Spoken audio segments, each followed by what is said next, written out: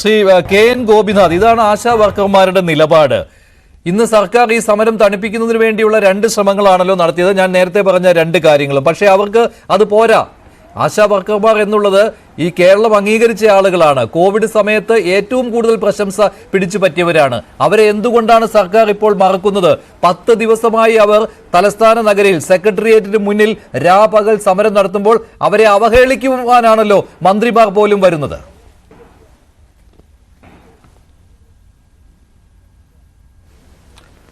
ആശാവർക്കർമാര് ഇതാദ്യമായിട്ടല്ല ഒരു പ്രക്ഷോഭ സമരത്തിലേക്ക് വന്നിട്ടുള്ളത്.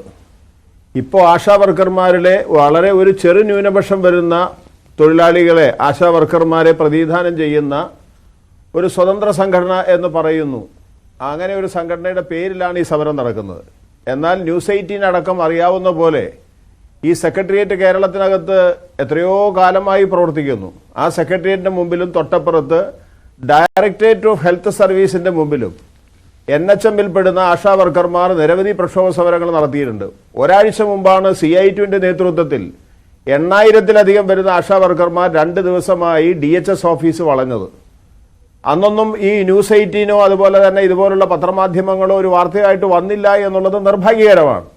എന്നാൽ ഇപ്പോഴെങ്കിലും ഇങ്ങനെ ഒരു വാർത്താ പ്രാധാന്യം ആശാ വർക്കർമാരുടെ അവശതകൾക്ക്, ആശാ വർക്കർമാരുടെ പ്രശ്നങ്ങൾക്ക് കൊടുക്കാൻ മാധ്യമങ്ങളായിട്ടുള്ള ചില ആളുകൾ, CITU പറഞ്ഞാൽ കൊടുക്കില്ല, INTUC പറഞ്ഞാൽ കൊടുക്കില്ല, എന്നാൽ AITUC പറഞ്ഞാൽ കൊടുക്കില്ല, എന്നാൽ ഇപ്പോൾ ഉള്ളൊരു സ്വതന്ത്ര സംഘടന പറഞ്ഞാൽ കൊടുക്കുമെന്നുള്ളത് പല കേസുകളിലും കേരളത്തിനകത്ത് ഇതിനു മുമ്പ് വന്നിട്ടുള്ളതാണ്. അതുകൊണ്ട് ഇത് ആദ്യമായിട്ടൊരു സമരം നടക്കുന്നതാണെന്നുള്ള മട്ടിൽ നിങ്ങൾ ഇതിനെ ചിത്രീകരിക്കേണ്ട കാര്യമില്ല.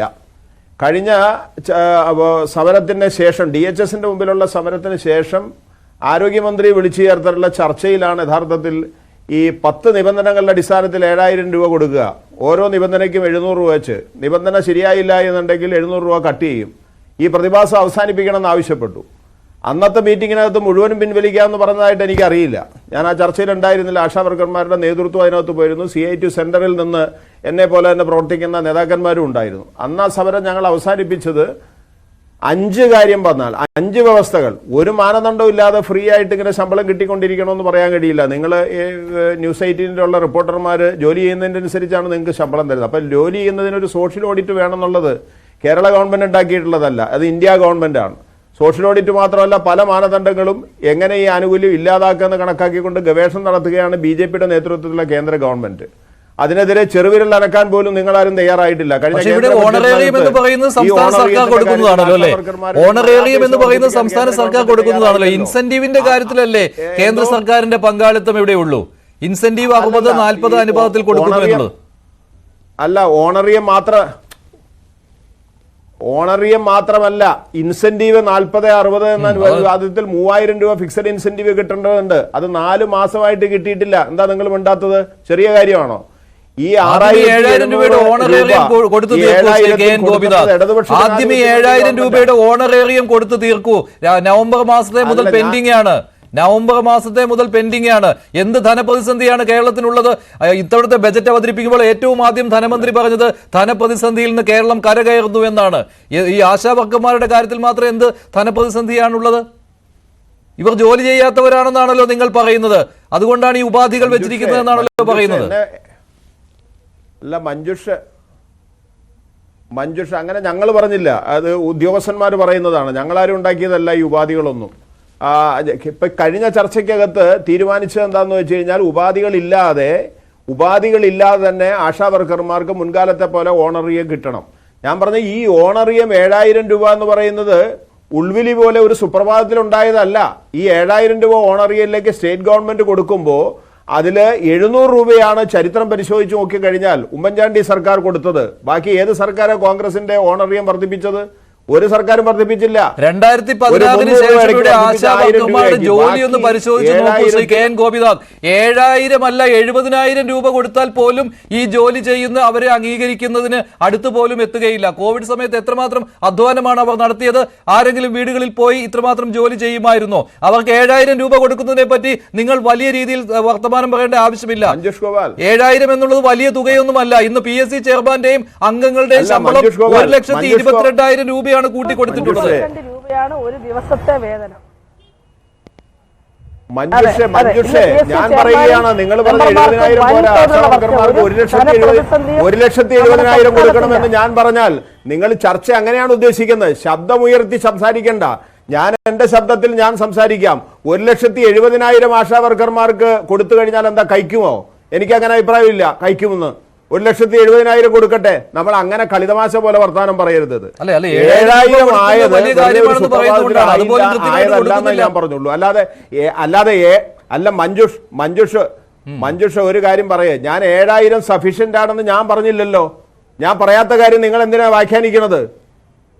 അവർക്ക് 70,000 കിട്ടിയാൽ എന്താ കുഴപ്പം? യാതൊരു സംശയമില്ല, 70,000 കിട്ടട്ടെ, തർക്കമില്ല. ഞാൻ പറഞ്ഞ കഥയറിയാതെ നിങ്ങൾ വർത്തമാനം പറയരുത്.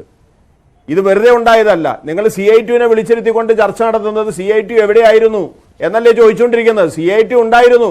CITU സെക്രട്ടറിയേറ്റിന് മുമ്പിൽ സമരം നടത്തിയിട്ടുണ്ട്, INTUC സമരം നടത്തിയിട്ടുണ്ട്, AITUC സമരം നടത്തിയിട്ടുണ്ട്, എല്ലാ സംഘടനകളും സമരം നടത്തിയിട്ടുണ്ട്, ഇന്ത്യൻ പാർലമെന്റിന് മുമ്പിൽ പോയി സമരം നടത്തിയിട്ടുണ്ട്. ആ സമരങ്ങളെല്ലാം നടന്നിട്ടുണ്ട്. കേന്ദ്ര ഗവൺമെന്റിന്റെ ഒരു പദ്ധതി ആയതുകൊണ്ട് ആ കേന്ദ്ര ഗവൺമെന്റ് ആദ്യം NRHM എന്ന് പറഞ്ഞു, പിന്നെ NHM എന്ന് പറഞ്ഞു, എന്നിട്ട് ഫ്രീ ആയിട്ട് ജോലി ചെയ്യണമെന്ന് കണക്കാക്കിക്കൊണ്ട് വീടുകളിൽ പോയി സർവേ നടക്കുന്ന ആശ എന്ന് പറയുന്നത് അക്രഡിറ്റഡ് സോഷ്യൽ ഹെൽത്ത് ഏജന്റുമാരെന്നുള്ള നിലയിൽ ഒരു സംവിധാനം ഉണ്ടാക്കിക്കൊണ്ട് വന്നത് കേന്ദ്ര ഗവൺമെന്റാണ്. അവിടെ അവരെ പിടിച്ചിരുത്തിക്കൊണ്ട് അവർക്ക് ഓണറിയം വകുപ്പ് ചാർത്തി കൊടുത്ത് അവർക്ക് ചെയ്യുന്ന ജോലിക്ക് ആനുകൂല്യം കൊടുത്തു തുടങ്ങിയത് ഇടതുപക്ഷ സർക്കാരാ. അത് വെറുതെ കൊടുത്തുവതല്ല. അത് CITU പോലുള്ള ട്രേഡ് യൂണിയൻ സംഘടനകൾ അവരെ സംഘടിപ്പിച്ച് ഫൈറ്റ് ചെയ്തതിന്റെ അടിസ്ഥാനത്തിൽ കൊടുത്തതാ. കഴിഞ്ഞ ചർച്ചയിൽ ആരോഗ്യമന്ത്രി ശൈലി സർവേ നടത്തണം, ആ സർവേയുടെ OTP അവസാനിപ്പിക്കണം, OTP കിട്ടാൻ ബുദ്ധിമുട്ടാണ്, ഡോക്ടർമാർ അവൈലബിൾ ആവില്ല, അതുകൊണ്ട് അത് പ്രയാസമാണ്, അവരെ മെന്റൽ സ്ട്രെസ് ഉണ്ടാക്കുന്ന പണിയാണെന്ന് പറഞ്ഞപ്പോൾ അത് പിൻവലിക്കാൻ തീരുമാനിച്ചത് CITUവിന്റെ കൂടി ഇടപെടലിന്റെ ഭാഗമായിട്ടാണ് ആരോഗ്യമന്ത്രി അത് പറഞ്ഞത്. 2,000 രൂപ അതിനുവേണ്ടി സ്പെഷ്യൽ ആനുകൂല്യം കൊടുക്കണമെന്ന് മന്ത്രി ആ യോഗത്തിൽ സമ്മതിച്ചു. അത് ധനകാര്യ വകുപ്പുമായിട്ട് ചർച്ച ചെയ്ത് ഒരു കമ്മിറ്റി ഉണ്ടാക്കി പരിഹരിക്കാമെന്ന് പറയുന്നു. 62 വയസ്സ് കഴിഞ്ഞാൽ പിരിഞ്ഞങ്ങ് പൊക്കോളണമെന്നുള്ളൊരു ഉത്തരവ് ഇടക്കാലത്ത് വന്നു. ആ ഉത്തരവ് നടപ്പാക്കാൻ കഴിയില്ല എന്ന് ഞങ്ങൾ ആവശ്യപ്പെട്ടു. കാരണം പിരിഞ്ഞു പോകുമ്പോൾ വെറും കൈയോടെ പോകണം, അവിടെ അവർക്ക് ആനുകൂല്യം ഉണ്ടാവണം. ഇക്കാര്യങ്ങളെല്ലാം നിരന്തരമായി ഉന്നയിക്കുന്നതാണ്. നടപ്പിലാവുന്നില്ല. ഏറ്റവും അവസാനം 1,000 രൂപ കൂട്ടിക്കൊടുത്തു കാര്യം ശരിയാണ്. ഏറ്റവും അവസാനം 1,000 രൂപ കൂട്ടിക്കൊടുത്തിട്ടുണ്ട്. തൊഴിലാളികളെ അങ്ങനെ ഭിന്നിപ്പിക്കേണ്ട കാര്യമില്ല.